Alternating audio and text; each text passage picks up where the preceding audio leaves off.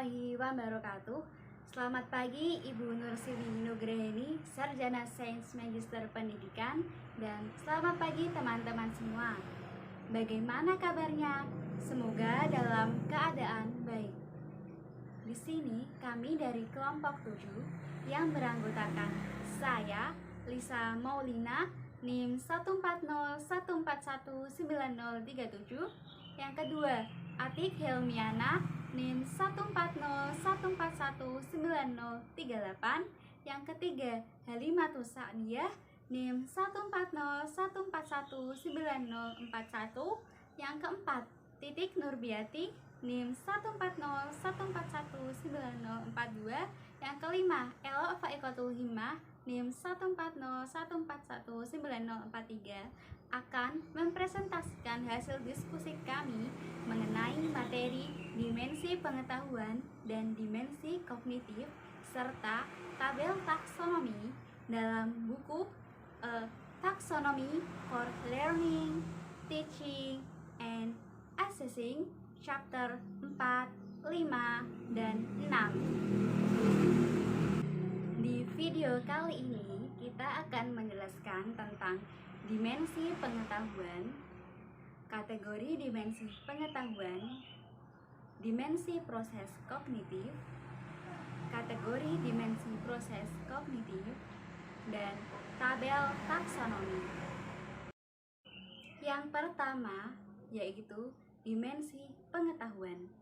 Di dalam buku Taxonomy for Learning, Teaching, and Assessing, dimensi pengetahuan merupakan bagian dari taksonomi Bloom revisi Anderson yang berisi 4 kategori, yaitu yang pertama faktual, yang kedua konseptual, yang ketiga prosedural, dan yang keempat metakognitif. Dimensi pengetahuan taksonomi Bloom berguna bagi pendidik untuk berpikir tentang mengajar dalam berbagai mata pelajaran serta tingkat kelas yang berbeda.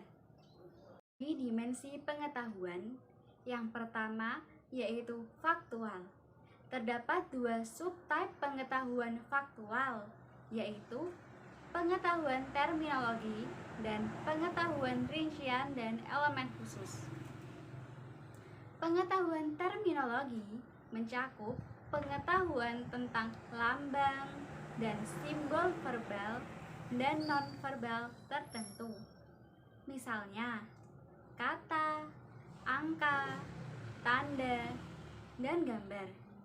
Yang kedua, pengetahuan rincian dan elemen khusus mengacu pada pengetahuan tentang peristiwa, lokasi, orang, tanggal, sumber informasi, dan sejenisnya.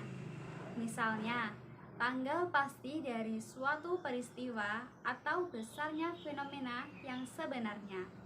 Selanjutnya di sini saya akan menjelaskan mengenai kategori dimensi pengetahuan yang kedua, yaitu pengetahuan konseptual. Pengetahuan konseptual mencakup skema, model, mental, atau kategori implisit dan eksplisit dalam psikologi kognitif yang berbeda. Dimensi pengetahuan terdiri dari 3 subtipe. Yang pertama yaitu pengetahuan klasifikasi dan kategori yang mencakup kategori kelas, divisi, dan pengaturan tertentu yang digunakan dalam materi pelajaran yang berbeda. Dalam matematika misalnya, bilangan bulat dan pecahan dapat ditempatkan dalam kategori bilangan rasional. Setiap kategori yang lebih besar menjauhkan kita dari hal-hal spesifik yang konkret dan masuk ke dalam dunia yang abstrak, yaitu subtipe dimensi pengetahuan yang kedua yaitu pengetahuan prinsip dan umum, cenderung mendominasi suatu disiplin ilmu dan digunakan untuk mempelajari fenomena atau memecahkan masalah dalam disiplin ilmu tersebut. Contoh dari pengetahuan prinsip dan umum yaitu yang pertama, pengetahuan generalisasi utama tentang budaya tertentu. Yang kedua yaitu pengetahuan tentang hukum dasar fisika. Yang ketiga yaitu pengetahuan tentang prinsip-prinsip kimia yang relevan dengan proses kehidupan dan kesehatan. Nah, yang ketiga yaitu kategori dimensi pengetahuan, subtipe pengetahuan tentang teori, model, dan struktur mencakup pengetahuan tentang berbagai paradigma, epistemologi, teori, dan model yang digunakan berbagai disiplin ilmu untuk mendeskripsikan, memahami, menjelaskan, dan memprediksi fenomena. Contoh dari pengetahuan teori, model, dan struktur yaitu yang pertama pengetahuan tentang keterkaitan antara prinsip kimia sebagai dasar teori kimia. Yang kedua yaitu pengetahuan tentang keseluruhan struktur kongres yaitu organisasi dan fungsi. Yang ketiga yaitu pengetahuan tentang organisasi struktural dasar pemerintah kota setempat.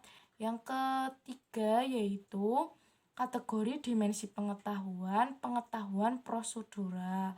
Nah, pengetahuan prosedural adalah pengetahuan tentang bagaimana melakukan sesuatu, mungkin berkisar dari menyelesaikan latihan yang cukup tinggi hingga memecahkan masalah baru. Pengetahuan prosedural seringkali berbentuk serangkaian atau urutan langkah-langkah yang harus diikuti. Ini mencakup pengetahuan tentang keterampilan, algoritma, teknik, dan metode yang secara kolektif dikenal sebagai prosedur. Pengetahuan prosedural terdiri dari 3 subtipe. Yang pertama yaitu pengetahuan keterampilan dan algoritma subjek khusus. Ini dinyatakan sebagai serangkaian atau urutan langkah yang secara kolektif dikenal sebagai prosedur. Contoh dari pengetahuan keterampilan dan algoritma subjek khusus yaitu yang pertama pengetahuan tentang keterampilan yang digunakan dalam melukis dengan cat air. Yang kedua yaitu pengetahuan tentang keterampilan yang digunakan untuk menemukan arti kata berdasarkan struk analisis tiral. Subtipe pengetahuan prosedural yang kedua yaitu pengetahuan teknik dan metode subjek spesifik. Nah, ini mencakup pengetahuan yang sebagian besar merupakan hasil dari konsensus, kesepakatan, atau norma disiplin daripada pengetahuan yang lebih langsung merupakan hasil dari observasi, eksperimentasi, atau penemuan. Contoh dari pengetahuan teknik dan metode subjek spesifik yang pertama yaitu pengetahuan tentang metode penelitian yang relevan dengan ilmu sosial. Yang kedua yaitu pengetahuan tentang teknik yang digunakan oleh para ilmuwan dalam mencari solusi untuk masalah. Nah, selanjutnya yaitu subtipe pengetahuan prosedural yang ketiga yaitu pengetahuan kriteria untuk menentukan kapan menggunakan prosedur yang sesuai. Nah, di sini itu hampir selalu merupakan tipe historis atau ensiklopedis. Contoh pengetahuan kriteria untuk menentukan kapan menggunakan prosedur yang sesuai yaitu yang pertama pengetahuan tentang kriteria untuk menentukan yang mana dari beberapa jenis esai yang akan ditulis, misalnya ekspositori atau persuasif. Nah, yang kedua yaitu pengetahuan tentang kriteria untuk menentukan metode mana yang akan digunakan dalam memecahkan persamaan aljabar. Nah, kategori pengetahuan yang keempat yaitu pengetahuan metakognitif. Pengetahuan metakognitif adalah pengetahuan tentang kognisi secara umum serta kesadaran dan pengetahuan tentang kognisi seseorang. Salah satu keunggulan teori dan penelitian pembelajaran sejak penerbitan buku adalah penekanan pada membuat siswa lebih sadar dan bertanggung jawab atas pengetahuan dan pemikiran mereka sendiri. Nah, pengetahuan metakognitif terdiri dari 3 subtipe. Yang pertama yaitu pengetahuan strategis. Pengetahuan strategis ini mengenai strategi umum untuk belajar, berpikir, dan pemecahan masalah. Contoh dari pengetahuan strategis yang pertama yaitu pengetahuan bahwa latihan informasi adalah salah satu cara untuk menyimpan informasi. Yang kedua yaitu pengetahuan tentang berbagai strategi mnemonik untuk memori, misalnya penggunaan akronim, seperti Roy G. Biv untuk warna spektrum. Pengetahuan metakognitif yang kedua yaitu pengetahuan tentang tugas kognitif termasuk pengetahuan kontekstual dan kondisi. Pengetahuan ini mencerminkan strategi umum apa yang digunakan dan bagaimana menggunakannya. Contoh dari pengetahuan tentang tugas kognitif termasuk pengetahuan kontekstual dan kondisi yaitu yang pertama, pengetahuan yang mengingat tugas yaitu item dengan jawaban singkat umumnya dibuat lebih banyak tuntutan pada sistem memori individu daripada tugas pengenalan, misalnya item pilihan ganda. Nah, yang kedua yaitu pengetahuan bahwa buku sumber utama mungkin lebih sulit dipahami berdiri dari buku teks atau buku gambar. Terakhir yaitu pengetahuan diri, mencangkup pengetahuan tentang kekuatan dan kelemahan seseorang dalam kaitannya dengan kognisi dan pembelajaran. Contoh dari pengetahuan diri yaitu yang pertama, pengetahuan yang diketahui seseorang di beberapa bidang tetapi tidak di bidang lain. Yang kedua yaitu pengetahuan bahwa seseorang cenderung mengenalkan setuju jenis alat kognitif strategi dalam situasi tertentu. Nah, selanjutnya yaitu materi tentang dimensi proses kognitif yang akan dibacakan oleh teman saya yaitu Halimatus Sa'diyah. Nah, selanjutnya saya akan menjelaskan dimensi proses kognitif. Seperti yang kita ketahui, meskipun dalam struktur dan penilaian umumnya menekankan satu jenis proses kognitif dan sekolah dapat memperluas cangkupan proses kognitif. Namun, pada faktanya, penggunaan utama dari kerangka asli telah dalam analisis kurikulum dan juga ujian untuk menunjukkan penekanan berlebihan dan juga kurangnya penekanan pada proses yang lebih rumit. Dua dari tujuan pendidikan yang paling penting adalah untuk meningkatkan retensi dan untuk mempromosikan transfer yang bila mana terjadi akan meningkatkan makna dalam pembelajaran. Kategori dimensi proses kognitif yang pertama yaitu mengingat. Nah, mengingat itu ada mengakui dan mengingat. Nah, yang pertama dulu ya, yaitu mengakui. Nah, mengakui sendiri yaitu mengidentifikasi lokasi pengetahuan dalam memori jangka panjang yang konsisten dengan materi yang disajikan. Jadi, kita itu harus konsisten dengan materi yang akan kita pelajarkan kepada siswa. Lalu ada mengingat. Nah, mengingat sendiri artinya kita mengambil kembali pengetahuan yang relevan dari ingatan jangka panjang. Kategori dimensi proses kognitif yang kedua ada mengerti. Nah, mengerti sendiri artinya membangun makna dari pesan-pesan instruksional, termasuk komunikasi lisan, tertulis, dan grafis. Nah, pada mengerti ini ada beberapa cangkupan, yaitu penafsiran, mengklarifikasi, mengubah dari satu bentuk representasi, misalnya numerik. Nah, parafrasenya ke yang lain. Yang kedua, yaitu menjelaskan ilustrasi. Artinya kita menemukan contoh atau ilustrasi khusus dari sebuah konsep prinsip dasar. Nah, yang ketiga, penggolongan pengkategorian, menentukan bahwa sesuatu termasuk dalam kategori. Selanjutnya ada ringkasan abstraking. Nah, abstrak tema umum atau poin utama, misalnya menulis ringkasan singkat generalisasi dari peristiwa yang digambarkan pada kaset video. Nah, kita dapat meringkas generalisasi dari video atau dari media yang lain. Selanjutnya ada menyimpulkan kesimpulan, artinya kita menggambar kesimpulan logis dari ekstrapolasi informasi yang disajikan. Lalu ada membandingkan kontras, artinya kita mendeteksi korespondensi antara dua ide objek dan pemetaan maupun sejenisnya. Dan yang terakhir yaitu menjelaskan membangun model sebab akibat dari suatu sistem. Saya akan melanjutkan topik bahasan kategori dimensi proses kognitif yang ketiga, yaitu menerapkan. Menerapkan adalah melakukan atau menggunakan prosedur dalam situasi tertentu. Pada kategori menerapkan dibagi menjadi dua. Yang pertama yaitu melaksanakan atau menerapkan prosedur ke tugas yang sudah dikenal. Yang kedua, melakukan atau menerapkan prosedur untuk tugas yang tidak dikenal. Kategori yang keempat yaitu menganalisa. Menganalisa adalah memecah material menjadi bagian-bagian dan menentukan bagaimana bagian-bagian tersebut saling berhubungan satu sama lain. Pada kategori menganalisa ini terbagi menjadi tiga. Yang pertama, berbeda, yaitu membedakan yang relevan dari bagian yang tidak relevan atau membedakan bagian yang penting dan tidak penting dalam pemfokusan materi yang disajikan. Yang kedua yaitu mengorganisasikan temuan. Dalam hal ini menentukan bagaimana elemen sesuai atau berfungsi dalam koherensi, struktur, penguraian, dan penataan. Selanjutnya yaitu attributing dekonstruksi.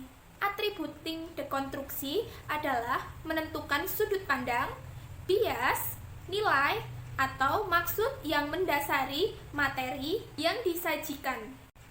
Kategori yang kelima adalah evaluasi. Pada kategori evaluasi ini terbagi menjadi dua. Yang pertama yaitu memeriksa koordinasi, mendeteksi kesalahan dalam proses, atau mendeteksi produk. Dalam hal ini menentukan apakah suatu proses atau produk memiliki pemantauan konsistensi internal dan mendeteksi keefektifan prosedur pengujian saat sedang dilaksanakan. Yang kedua yaitu penilaian kritik, mendeteksi inkonsistensi antara produk dan kriteria eksternal, menentukan apakah konsistensi eksternal sesuai prosedur atau masalah tertentu. Kategori yang keenam yaitu membuat. Membuat adalah meletakkan elemen besar untuk membentuk keseluruhan dan koheren atau fungsional, mengatur ulang elemen menjadi pola atau struktur baru. Pada kategori yang keenam ini terbagi hipotesis. Hal ini dilaksanakan untuk menghasilkan hipotesis alternatif berdasarkan kriteria. Yang kedua yaitu perencanaan merancang. Merancang prosedur dilakukan untuk menyelesaikan beberapa tugas. Yang ketiga yaitu menghasilkan. Menghasilkan yaitu dengan membangun atau menciptakan produk. Misalnya dengan membangun habitat untuk tujuan tertentu. Dalam tugas yang lebih besar yaitu untuk membangun sebuah pengetahuan baru atau memecahkan masalah baru. Materi selanjutnya yaitu tabel taksonomi. Tabel taksonomi bermanfaat bagi guru dan peserta didik. Yang pertama, dapat membantu mereka untuk mendapatkan pemahaman yang lebih lengkap. Dengan tabel taksonomi ini akan membantu guru untuk memahami tentang cara mengajar ataupun menilai peserta didik mereka. Penempatan tujuan dalam tabel taksonomi terbagi menjadi dua dimensi. Yang pertama yaitu dimensi pengetahuan, yang kedua yaitu dimensi proses kognitif. Pada dimensi pengetahuan dalam tabel mencangkup tentang pertama, pengetahuan faktual, yang kedua, pengetahuan konseptual, yang ketiga, pengetahuan prosedural, dan yang keempat adalah pengetahuan metakognitif. Sedangkan pada tabel dimensi proses kognitif mencangkup 6 hal. Yang pertama yaitu mengingat. Yang kedua adalah memahami, yang ketiga adalah menerapkan atau terapkan, yang keempat adalah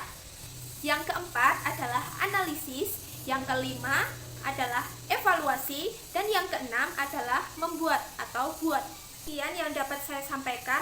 Materi selanjutnya akan dibacakan oleh Saudari Elo. Materi selanjutnya adalah penempatan objektif dan kegiatan instruksional dalam tabel taksonomi. Tabel taksonominya bisa teman-teman lihat pada layar. ada dimensi pengetahuan dan dimensi proses kognitif.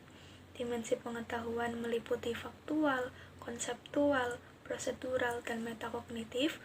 Kemudian yang dimensi kognitifnya meliputi mengingat, memahami, terapkan, analisis, evaluasi, dan juga buat. Masuk kepada pembagian kegiatannya, untuk kegiatan 1 terdapat pada pengetahuan konseptual memahami. Kemudian kegiatan 2 ada pada pengetahuan konseptual analisis.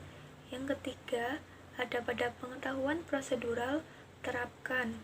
Kegiatan keempat ada pada pengetahuan metakognitif bagian mengingat. Kemudian kegiatan kelima pengetahuan metakognitif bagian terapkan, dan juga kegiatan 6 pada pengetahuan prosedural evaluasi, bagian kegiatan ketujuh pengetahuan konseptual evaluasi. Untuk kegiatan pertama, yaitu kegiatan dimaksudkan untuk membantu siswa mengklasifikasi jenis masalah. Untuk kegiatan yang kedua, dimaksudkan untuk membantu siswa memilih undang-undang yang sesuai. Kegiatan ketiga, dimaksudkan untuk membantu siswa menerapkan prosedur yang tepat. Kegiatan keempat, ketidakaktifan yang dimaksudkan untuk membantu siswa mengingat metakognitif strategi. Kemudian kegiatan kelima, kegiatan yang diinterferensi untuk membantu siswa menerapkan strategi metakognitif. Kegiatan keenam, kegiatan yang saling terkait untuk membantu siswa memeriksa pelaksanaan prosedur. Kegiatan ketujuh, kegiatan yang diinterferensi untuk membantu siswa mengkritisi kebenaran solusi mereka.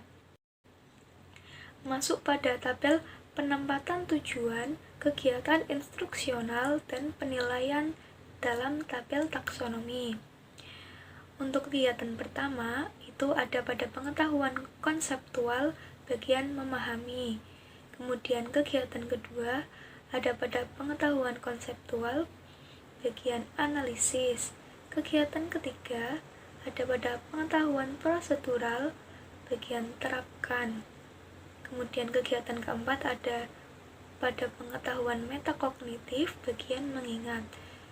Kegiatan kelima ada pada pengetahuan metakognitif bagian terapkan. Kegiatan keenam ada pada pengetahuan prosedural bagian evaluasi, dan kegiatan ketujuh ada pada pengetahuan konseptual bagian evaluasi. Keterangannya, untuk kegiatan 1 dimaksudkan untuk membantu siswa mengklasifikasikan jenis masalah. Kegiatan kedua dimaksudkan untuk membantu siswa memilih hukum yang sesuai. Kegiatan yang ketiga untuk membantu siswa menerapkan prosedur yang tepat. Kegiatan keempat dimaksudkan untuk membantu siswa mengingat strategi metakognitif. Kegiatan kelima untuk membantu siswa menerapkan strategi metakognitif. Kegiatan keenam untuk membantu siswa memeriksa pelaksanaan prosedur. Dan kegiatan ketujuh untuk membantu siswa mengkritisi kebenaran solusi. Sekian presentasi dari kelompok kami. Saya kembalikan kepada moderator.